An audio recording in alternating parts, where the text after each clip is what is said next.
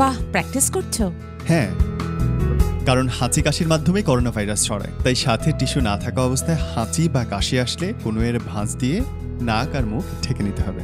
আর tissue ব্যবহার করলে পরে ব্যবহৃত টিস্যুটি ঢাকনাযুক্ত ময়লার ঝুড়িতে ফেলে ভালোভাবে নিয়ম মেনে সাবান দিয়ে হাত ধুতে হবে। সাথে মনে রাখতে হবে এই সময় বাইরে না বেরিয়ে বাসায় থাকা সবচেয়ে জরুরি। নিয়ম মেনে ঘরে থাকি, নিরাপদে থাকি।